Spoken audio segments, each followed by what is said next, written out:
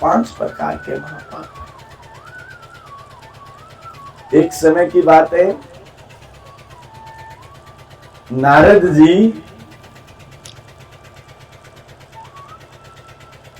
भगवान नारायण के लिए कठिन से कठिन तपस्या करते हैं। अच्छा देखो, आप भगवान की भक्ति करोगे तो 2 शक्ति आपके खिलाफ हो जाएगी। 2 शक्ति आपको भक्ति नहीं करने देगी। बोले कौन कौन सी? बोले एक तो आपको राक्षस भक्ति नहीं करने देगी और दूसरे देवता भी आपको भक्ति नहीं करने देंगे।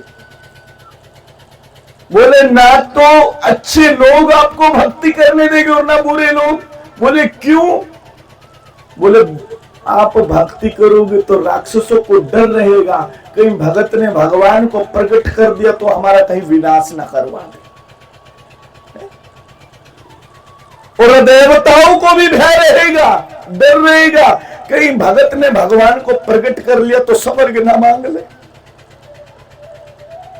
अच्छे लोगों को भी डर रहता है कहीं ये मुझसे ऊपर ना चला जाए, मुझसे ऊंचा ना चला जाए। मनुष्य जब भक्ति करता है ना तो 2 शक्ति खिलाफ हो जाती है, देवता भी और दैत्य भी। जब नारद जी भक्ति करने लगे, नारद जी भक्ति करने लगे तो कामदेव ने देखा कि कोई तपस्वी, कोई साधु भगवान की कठिन तपस्या कर रहा है। कामदेव जी भागे भागे इंद्र के पास गए और इंद्र से जाकर कहा, इंद्र देवता, कोई साधु भगवान नारायण की कठिन से कठिन तपस्या कर रहा है और कहीं भगवान नारायण उनके सामने प्रकट हो गए तो वो स्वर्ग न मांग ले। अच्छा साधु कौन कौन होता है साधु? बोले जिसकी कोई इच्छा ना हो। साधु कौन? बोले जिसका कोई स्वाद ना हो, जो निस्वाद हो। बोले किसी भांति का स्वाद ना लेता हो, खाना पीना भी खा रहा तो स्वाद के लिए नहीं, पेट भरने के लिए। साधुओं को भगवान से कोई स्वार्थ नहीं होता, वो भगवान की भक्ति करते हैं तो जन कल्याण के लिए, समाज के कल्याण के लिए करते हैं।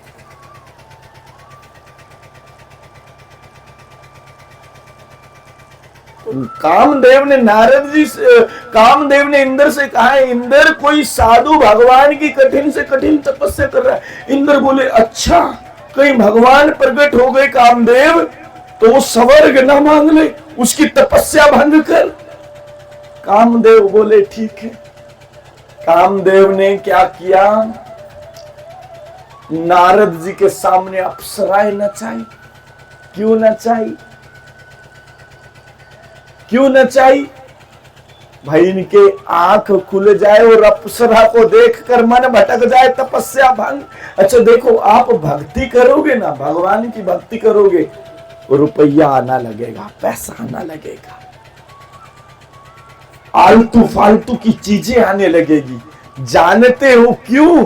तुम्हारा भक्ति से मन भटक जाए, माया प्रभाव डालने लगती है, माया प्रभाव डालती है। मान सम्मान बढ़ेगा, सोचने लगोगे हम मान सम्मान बढ़ता है तो सोचते कहीं हम ही तो नहीं भगवान हो गए। रुपया आएगा, भगवान को भूल जाओगे। अच्छा कभी भी अमीर व्यक्ति भगवान की पूजा नहीं करते, ज्यादा नहीं करते। आपने कभी भी पंडाल में देखा होगा गरीब व्यक्ति ज्यादातर बैठते हैं। अमीर क्यों नहीं बैठता भाई? धनवान क्यों नहीं बैठता? भगवान का नाम लेने वाले ज्यादा गरीब मिलते हैं। क्यों? बोले भगवान का नाम वही लेता है जो दुखी होता है। डॉक्टर के पास वही जाएगा जो बीमार है, स्वस्थ व्यक्ति ना जाए। तो भगवान के पास भी कौन जाता है? दुखी जाता है, सुखी नहीं जाता। सुखी तो क्या सोचता है, मैं ही भगवान हूं, मैं भगवान को मानता ही नहीं, मैं भगवान को जानता ही नहीं। ये सुखी व्यक्ति करता है।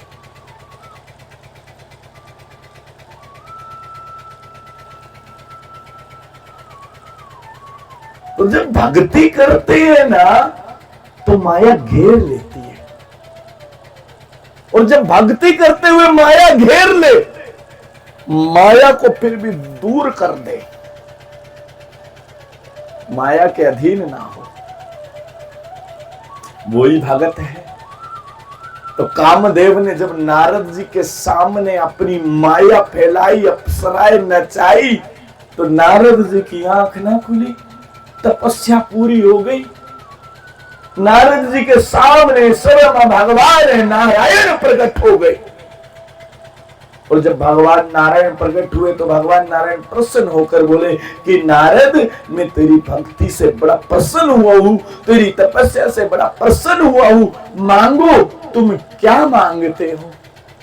तो नारद जी हाथ जोड़ के कहते हैं, प्रभु मैंने आपकी तपस्या की तो कोई इच्छा के कारण ना की। भगवान का भक्त कौन होता है? बोले जो निस्वार्थ भगवान की भक्ति करे, वो भगवान का परम भक्त होता है। तो नारद जी कहते, प्रभु मैंने आपकी तपस्या की तो निस्वार्थ की, किसी स्वार्थ के कारण ना की, मैं आपके दर्शनों का अभिलाषी था। अच्छा देखिए, आप अगर भक्ति कर रहे हो तो भगवान को ढूंढने की जरूरत नहीं है। बड़ी समझदारी की बात है। अगर आप भगवान की भक्ति कर रहे हो तो भगवान को ढूंढने की जरूरत नहीं है, भगवान तुम्हें खुद ढूंढ लेंगे। भगवान को ढूंढने के लिए कहीं जाने की जरूरत नहीं है। तुम जहां पर भी हो, अगर तुम भगवान की भक्ति सच्चे मन से करते हो तो भगवान तुम्हें ढूंढकर तुम्हारे पास वहीं आ जाएगा। ये सच बात है। अब नारद जी कहते हैं, प्रभु मैंने आपकी भक्ति की तो निस्वार्थ की, बिना इच्छा के की। भगवान नारायण प्रसन्न हुए, बोले ए नारद, तू मेरा सच में परम भक्त है। नारद को गले लगाया। अब देखिए, भक्तों की प्रशंसा होती है तो देवता, ऋषिगण, साधुगण सब मिलकर नारद जी की प्रशंसा करने लगे। अच्छा देखिए, जो प्रशंसा सुनता है और प्रशंसा सुनते वक्त जिसको आनंद आ जाता है, समझ लो उसकी बुद्धि भ्रष्ट हो जाती है, उसका बुरा समय शुरू हो जाता है। जो अपनी प्रशंसा सुनता है और सुनते वक्त आनंद आता है तो उसकी बुद्धि भ्रष्ट हो जाती है, वो ज्ञान ही नहीं रहता। बोले कभी भी अपनी प्रशंसा नहीं सुननी चाहिए। सुनना है तो अपने अंदर की कमियां सुनो, जिसको तुम ठीक कर सको। प्रशंसा नहीं, प्रशंसा तो भगवान की सुनो। अच्छा देखिए, प्रशंसा के लायक अगर संसार में कोई है तो वो सिर्फ भगवान है। ईश्वर ही प्रशंसा के लायक है। बाकी इस संसार में कोई भी प्रशंसा के लायक नहीं, कोई भी। सिर्फ एक ही प्रशंसा के लायक है, और वो कौन? वो परमात्मा। सिर्फ प्रशंसा परमात्मा की करनी चाहिए, बाकी किसी अपनी तो कभी सुनो ही मत। जितनी सुनो भगवान की प्रशंसा सुनो, जब ही तुम्हारा कल्याण होगा। अगर तुम अपनी प्रशंसा सुनोगे तो पाप मार्ग पर चले जाओगे। अपनी प्रशंसा सुनोगे तो दुष्टता बुद्धि हो जाएगी। अब जब नारद जी की प्रशंसा देवता करने लग गई तो नारद जी को अपनी प्रशंसा प्रिय लगने लग गई। अच्छा देखिए, अगर कोई व्यक्ति अच्छा काम करता है तो उसकी प्रशंसा थोड़े दिन होती है, ज्यादा दिन नहीं होती। बुरा काम करता है तो प्रशंसा ज्यादा वो बुरा काम करता है तो बातें ज्यादा फैलती है, वो जल्दी फैलेगी। प्रशंसा लोग कम करते हैं। अब नारद जी ने अच्छा काम किया, भगवान की तपस्या की, तो देवताओं ने कुछ ही दिन प्रशंसा की, बाद में प्रशंसा करना लोगों ने छोड़ दिया। लेकिन नारद जी तो अपनी प्रशंसा के भूखे हो गए। वो तो सोचते कोई तो मेरी प्रशंसा करे, कोई तो करे। अब कोई भी नहीं करता। अब नारद जी ने सोचा, अब खुद में ही क्यों ना अपनी प्रशंसा करूं। काफी लोग होते हैं ना, साधुओं के पास भी आते हैं। 2 मिनट साधु के पास बैठे के, तीसरे मिनट महाराज हम ये धनवान, अच्छा, इतना दान करे, इतना पुण्य करे, हमने फलाना काम किया, हमने ढिम का काम किया, हमने ढूम का किया, अपनी प्रशंसा के पुल बांधते चले जाएंगे। अरे बुद्धू, क्या कर रहा? जिसने अपना किया हुआ दान गा दिया, बता दिया, फिर उसने कुछ नहीं किया। जो अपनी प्रशंसा करता है, कहते उससे नीच कोई व्यक्ति नहीं है। जो व्यक्ति अपनी प्रशंसा, अपने गुणगान गाता है, कहते उससे नीच कोई नहीं है। अब नारद जी जो थे वो अपनी प्रशंसा स्वयं करने लगे, खुद करने लगे। अब अपनी प्रशंसा करते करते कैलाश पर चले गए। दूर से भोले बाबा ने नारद जी को आते देखा। अच्छा देखिए, भोले बाबा हमारे कैसे, सच में भोले हैं, सच में भोले। अच्छा, अगर आप कभी भी किसी मंत्री के पास जाओ तो क्या मंत्री तुम्हारा खड़ा होकर स्वागत करेगा? नहीं करेगा ना। लेकिन बाबा ऐसे है, अगर कोई नारायण का भक्त कैलाश पर चला जाए तो खड़े होकर स्वागत करते हैं, जिसमें वो जगत के पिता है, जिसमें वो ब्रह्मांड के मालिक है। अगर कोई नारायण की प्रशंसा करता है, भगवान विष्णु की कथा करता है, कहते हैं बाबा है ना, खड़े होकर उसका स्वागत करते हैं, हाथ जोड़कर स्वागत करते हैं। ऐसे है बाबा, इसीलिए उनको भोले बाबा कहा जाता है। बिल्कुल भोले, उनके अंदर अहंकार नहीं है, उनके अंदर बड़प्पन नहीं है, वही तो भोले बाबा है। हमारे अंदर तो बहुत जल्दी अहंकार आ जाता है, बाबा के अंदर कभी अहंकार नहीं आता, शंकर के अंदर कभी अहंकार नहीं आता। अहंकार उसको छू भी नहीं सकता। अहंकार में इतनी शक्ति नहीं है कि वो कैलाश तक भी चला जाए, बाबा को छू नहीं सकता। नारद जी कैलाश पर गए, अब बाबा के अंदर तो अहंकार है ही नहीं। बाबा ने खड़े होकर नारद जी का स्वागत किया। अरे आइए आइए आइए नारद जी। क्यों किया? क्योंकि वो नारायण की कथा करते। बाबा ने खड़े होकर स्वागत किया। बाबा ने, बोले बाबा ने एक अच्छे से आसन पर नारद जी को बिठाया। नारद जी बैठे। बोले बाबा बड़े प्यार से बोले, नारद कोई हरि कथा सुना जिससे मुझे आनंद आए। अच्छा देखिए, बाबा को कैसे आनंद आता? बोले हरि कथा से। अगर कोई उनके सामने हरि कथा सुनाए, हरि की चर्चा सुनाए, कहते हैं बाबा को बड़ा आनंद आता है, शंकर को बड़ा आनंद आता है। कोई उनके सामने जब जल चढ़ाए शिवलिंग पर और कोई राम राम बोल दे तो कहते हैं बाबा को बड़ा आनंद आता है। बोले बाबा को आनंदमयी हो जाते हैं। ऐसे है बाबा। तो भगवान कहते हैं, बोले बाबा कहते हैं कि नारद कोई हरि की कथा सुना, हरि चर्चा सुना। तो नारद जी क्या कहते हैं? प्रभु मैंने आजकल हरि कथा सुनाना छोड़ दिया। बोले फिर क्या सुनाते हो? बोले मैं तो काम कथा सुनाता हूं। काम कथा क्या है? बोले जो अपनी प्रशंसा करे। आप लोगों में भी है ऐसा कोई? हाथ खड़े करना, जो अपनी प्रशंसा सुनकर खुश होता हो या अपनी प्रशंसा करता हो। सब छे, बताओ। तो नारद जी क्या कहते हैं? नारद जी कहते हैं, हे बोले बाबा मैंने तो हरि कथा सुनाना तो छोड़ दिया। बोले फिर क्या सुनाते हो आजकल? बोले मैं तो काम कथा सुनाता हूं। बोले काम कथा? बोले आप सुनोगे? बोले बाबा बोले मैंने हमेशा हरि कथा सुनी, कभी काम कथा ना सुनी। आज तू नारद काम कथा भी सुना दे। अब नारद जी काम कथा सुनाने लगे। काम कथा सुनावे तो सारी अपनी प्रशंसा, कहे मैं इतना बड़ा तपस्वी, इतना बड़ा योगी कि मेरे सामने अप्सराएं नचाई, मेरी तब भी आंख ना खुली। आपकी आंख खुल जाती है। एक बार कामदेव कैलाश पर आए तो आप ध्यान में थे, आपकी आंख खुल गई ध्यान से। मैं तो आपसे भी बड़ा योगी हुआ। नारद जी कहते मेरी कभी आंख ना खुली। बाबा बोले कोई बात नहीं। देखिए बाबा अपनी प्रशंसा के भूखे ना। बाबा बोले कोई बात नहीं।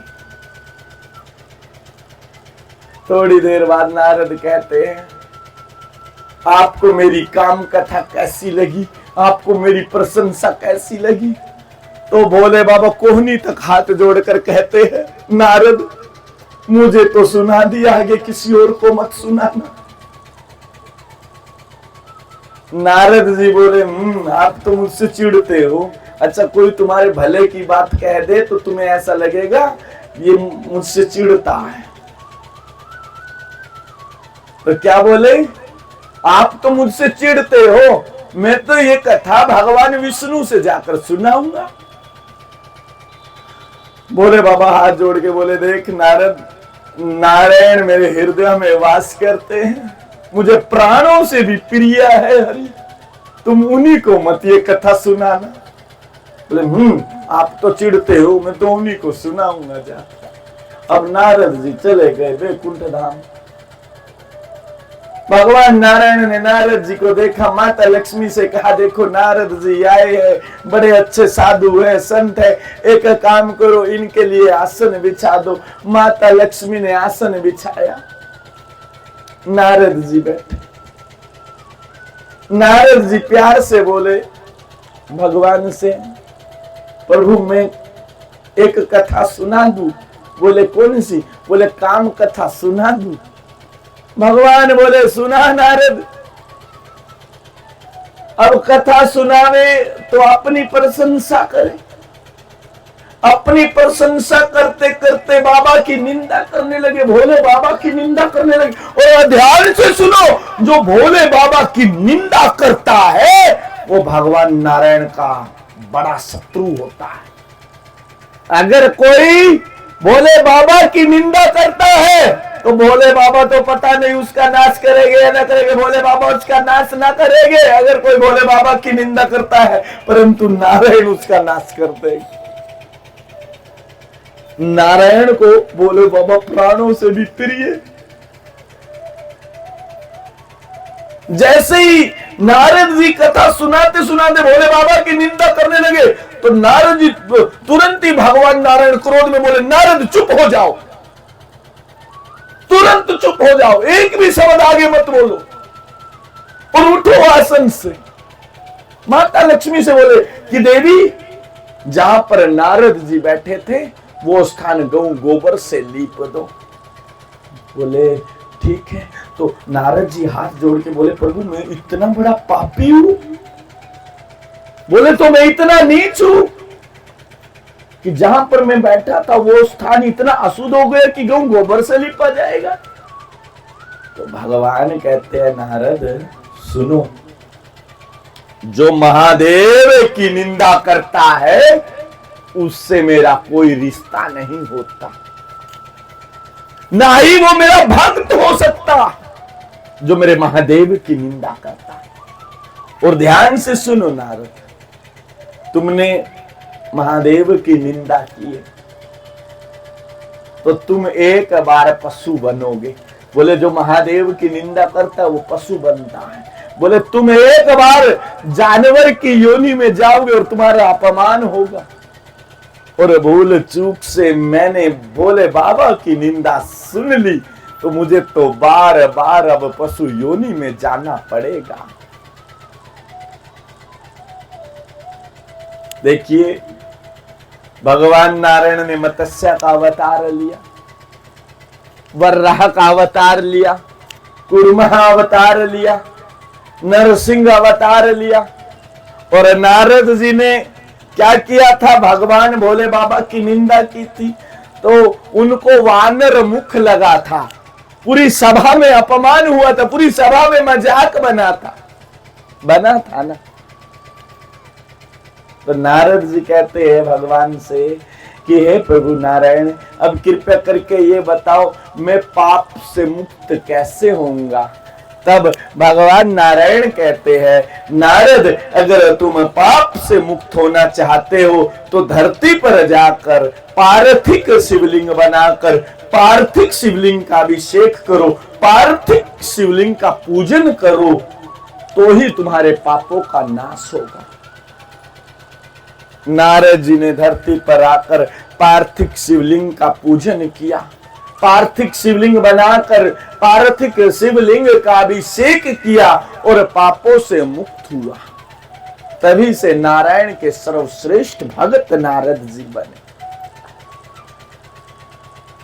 अच्छा देखिए, जो पार्थिक शिवलिंग की पूजा करता है, एक बार अगर कोई कर ले, एक बार,